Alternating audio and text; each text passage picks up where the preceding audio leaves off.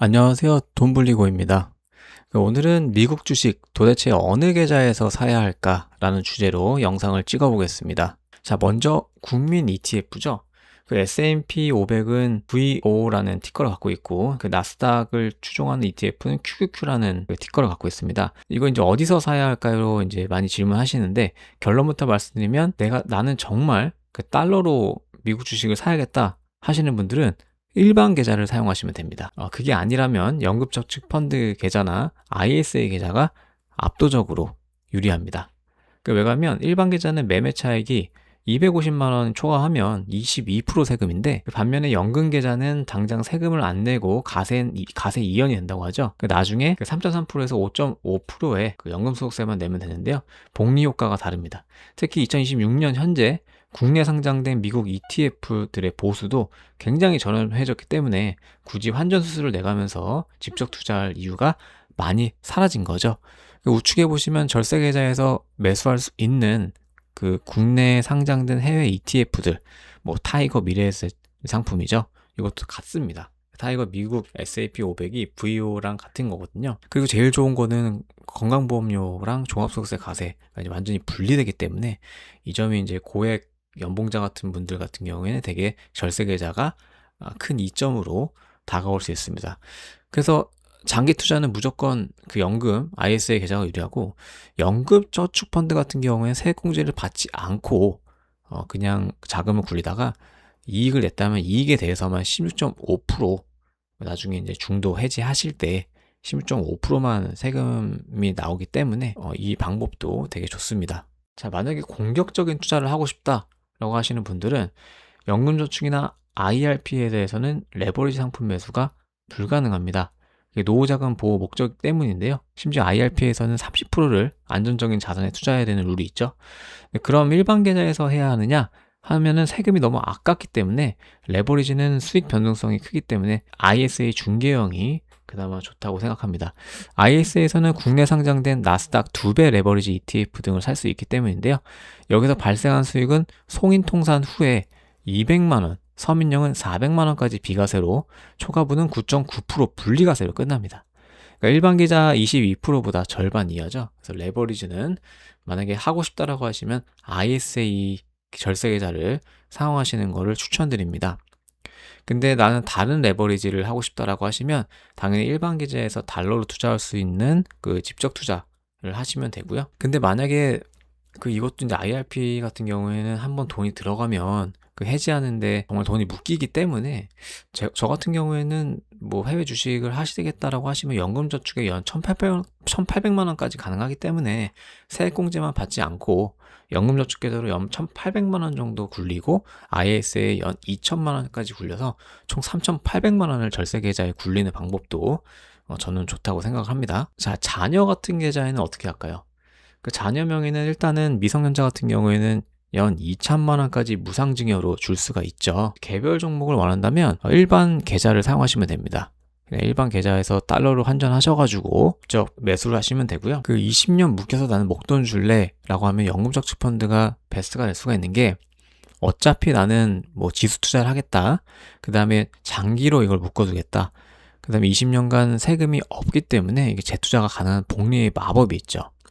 그리고 나중에 이 아이 계좌에서도 세액공제를 받으시면 안 됩니다. 종합소득세를 내는 아이의 경우에 한해서만 연금저축펀드 가입 이후에 세액공제를 받으시겠지만, 그게 아니라고 하면 세액공제를 받을 필요가 없거든요. 나중에 어차피 16.5%를 뱉어내기 때문에 이 이익에 대해서만 16.5%를 기타소득세를 저율이 적용되기 때문에 연금저축펀드를 장기로 하실 거면은 추천하고요. 그 다음에 그게 아니고 개별 종목을 사고 싶다라고 하시면은 그냥 일반 계좌로 하시면 될 것 같습니다. 자, 돈을 넣는 순서인데요. 돈이 생길 때는 어디를 먼저 넣어야 될까요? 첫 번째는 ISA 통장입니다. 연 2천만 원까지 최소 3년 동안 이 계좌에 돈이 묶이는데요. 3년 이후에는, 만기 후에는 바로 현금하실 수 있습니다. 비과세, 분리과세 혜택이 있고 만기자금 연금 전환도 가능합니다. 두 번째는 연금저축이라고 해서 제가 이제 연 1,800만 원까지 가능하다고 말씀드렸고요. 이 공제 안 받은 원금은 세금 0원으로 인출하실 수 있습니다. 세액공제 혜택도 있는데 개인적으로는 세액공제 혜택 받지 않으시고 하시는 거 추천드리고요. 특히 고액 연봉자분들 같은 경우에는 세액공제 받지 않는 게 좋아요. 왜냐하면 나중에 은퇴 이후에도 뭐 다른 상가 수입이나 다른 수입이 계속 있으면 그거랑 합산이 돼서 이 사적연금 같은 경우에는 연 1,500만 원 초과로 수령하게 되시면 16.5% 분리과세 또는 종합과세 중에 선택을 해야 되거든요. 근데 내가 그때 은퇴 이후에도 돈이 많다? 근데 연금 1,500만 원이 사적연금에서 나왔다라고 하면 그게 종합소득세와 합산이 되기 때문에 세금 폭탄을 받을 수가 있거든요. 그래서 내가 연봉이 많다라고 하면 세액공제 받지 않는 걸 추천합니다. 그 다음에 이제 IRP에서 나머지 공제를 채우는 방법도 있는데 이건 중도 해지가 거의 불가능하기 때문에 IRP는 최후 후순위로 두고 그 다음에 정말 나는 최후의 수단으로 일반 계좌에서 개별 종목을 사고 싶다. 나는 모든 이 절세 계좌를 사용했다라고 하시면은 그때는 일반 계좌를 사용하시면 될 것 같습니다. 자, 연봉이 높거나 자산이 많으신 분들 가장 무서운 게 세금 폭탄입니다. 아까도 말씀하신 일반 계좌에서 미국 주식 배당금이나 이자가 연 2천만 원이 넘으면 금융소득 조가 과세라고 해서 대상이 되죠. 건보료가 폭등할 수 있습니다. 직장인이라면 월급의 소득으로 잡혀서 건보료를 더 내야 하죠. 하지만 연금계좌와 IS에서 발생한 수익과 배당금은 건보료 산정 소득에서 포함되지 않습니다. 따라서 고소득자일수록 배당 주는 ETF는 무조건 절세 계좌에 몰아넣어서 건보료를 피하셔야 됩니다. 그리고 상식으로 알아두셔야 되는 게 연 1,000만 원, 이자 배당 소득이 연 1,000만 원이 초과하는 순간부터 전액이 건강보험료 대상으로 되기 때문에 만약 건강보험료 절대 한 푼도 내고 싶지 않다라고 하시면 이제 이자 배당 소득을 연 1,000만 원 이하로 유지하셔야 된다는 것도 상식으로 알고 계시면 좋을 것 같습니다. 그래서 배당주 같은 경우에는 채권 이자는 무조건 절세 계좌에서 받으시는 게 이득이다 라는 것만 기억하시면 될 것 같습니다. 자, 묶이는 돈이 무서워서 연금 안 하시는 분들도 계신데 반은 맞고 반은 틀립니다.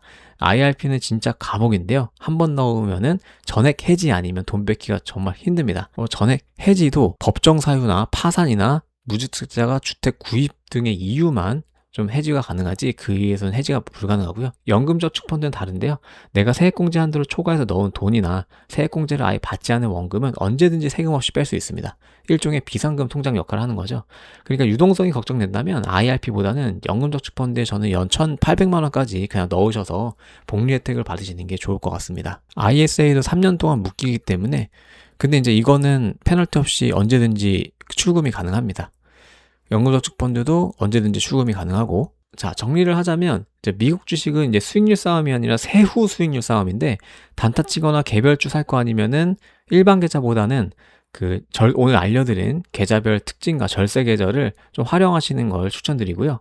자 다음 월급날에는 이 IS의 연금 계좌 한도를 조회해서 이제 바로 납입을 하시고 자동이체로 뭐 연금이 얼마, IS 얼마 하셔서 미국 기술을 따라가는 그 ETF를 사시면 될 것 같고요. 언제든지 질문이 있으시면 편하게 댓글로 남겨주시면 제가 댓글을 달아드릴 테니까 편하게 댓글 달아주시면 감사하겠습니다. 이상으로 제 영상을 시청해주셔서 감사합니다.